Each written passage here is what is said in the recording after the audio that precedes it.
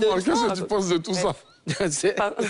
Non, mais c'est tout à fait intéressant, de regarder cela. Non, forcément, les époques passent et les hommes avec.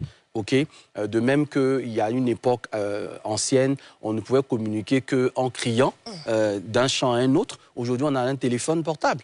Avant, pour peut-être venir à cette émission, il aurait fallu qu'on mette 2 jours okay, pour marcher de, je sais pas moi, hein, de Bégerville à Treichville. Donc, c'est clair que d'une époque à une autre, les réalités changent et les réalités ne changent pas d'elles-mêmes. Elles changent en fonction des besoins des individus et les besoins des individus là changent. Il y avait le papa des années 50 aux années 60 qui était dans le modèle patriarcal. Donc, il était vraiment le défenseur de la famille. On l'appelait le patriarche. Donc, c'est celui qui savait tout.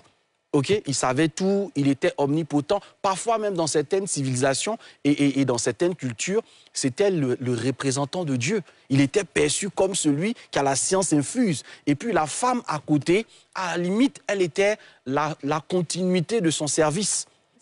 Elle était un sujet en fait pour son mari. Donc, cette étape-là a laissé place un peu plus tard à un homme qui choisit finalement sa femme, une femme qui choisit son homme, mais qui reste encore dans le modèle de cet homme est le pilier central, elle est là pour l'assister, pour le soutenir. Et puis on est tombé dans la 3e génération où on se choisit tous les deux parce qu'on a un objectif commun et parce que j'ai quelque chose à t'apporter et toi aussi tu as quelque chose à m'apporter qui me correspond. C'est ce modèle-là dans lequel nous sommes aujourd'hui en 2025. Et dans ce modèle-là, l'homme bon, finalement, ce n'est plus forcément l'homme protecteur.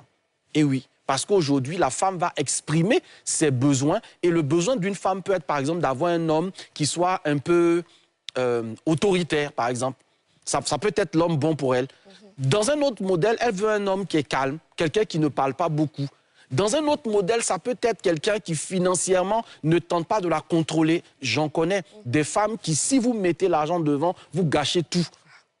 Voyez? Donc aujourd'hui, en 2025, là, est-ce que l'homme bon d'avant correspond à l'homme bon de maintenant? La réponse est tout de suite non, il ne peut plus correspondre. Et si vous voulez garder la posture de l'homme bon d'avant, vous risquez en fait de vous heurter à des difficultés. Parce que vous allez avoir le sentiment que vous voulez ressembler à votre père d'avant, mais ça ne marche plus en fait dans les relations actuelles. Et voilà ce qui amène la déception. J'entends des hommes me dire, mais je fais tout bien.